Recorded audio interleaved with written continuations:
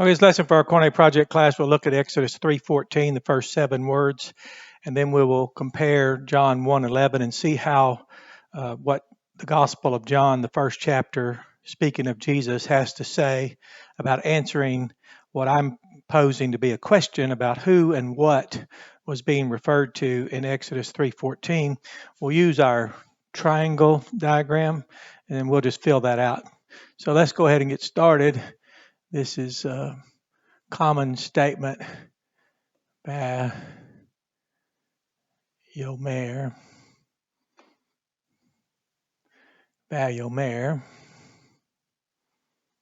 There we go. Bayomer. Then Elohim.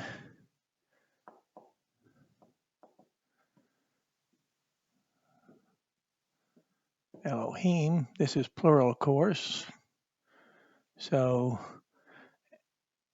and God said unto El Moshe. Here we go. This is where Moses, Moshe. So this is God. He's speaking unto Moses, said unto Moses, because Moses wanted to know, who shall I say is the one sending me? And here's the famous here we go.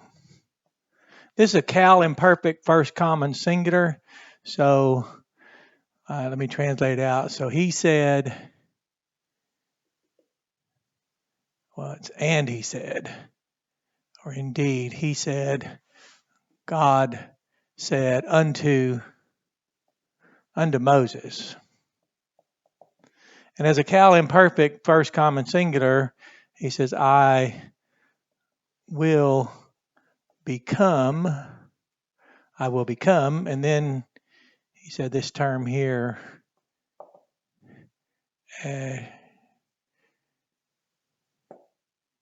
sheer, here we go. And this is a term that can refer to what and who. And then he repeats again here, that is, yeah.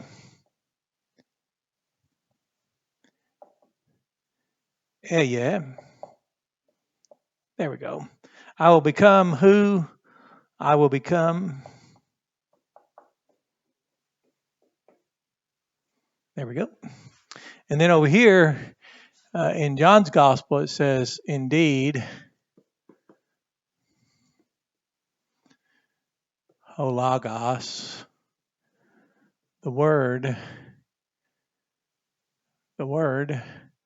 sarx, that's a very common word, that's flesh.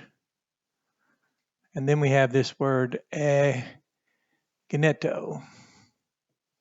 So indeed, the word came to be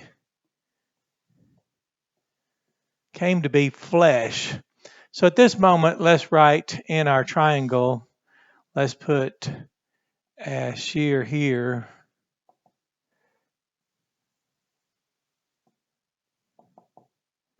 Here, and then let's put this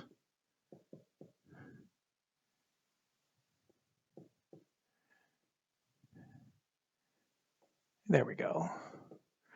Yeah, and that little mark should be right here. There we go. And then we can repeat it. Since it's repeated, we can write that.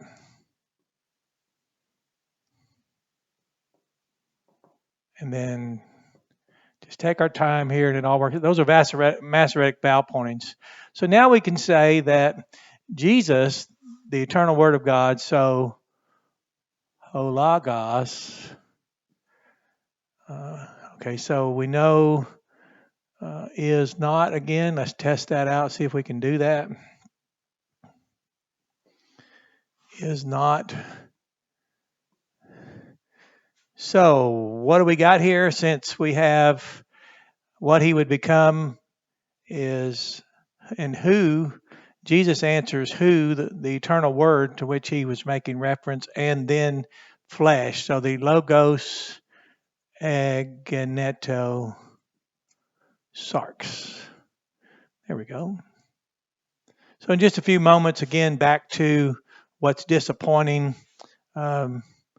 This is, so Jesus answers both what and who this statement in Exodus 3:14 speaks to. So we can just put is or become if you want to. Yeah, become would be a lot better.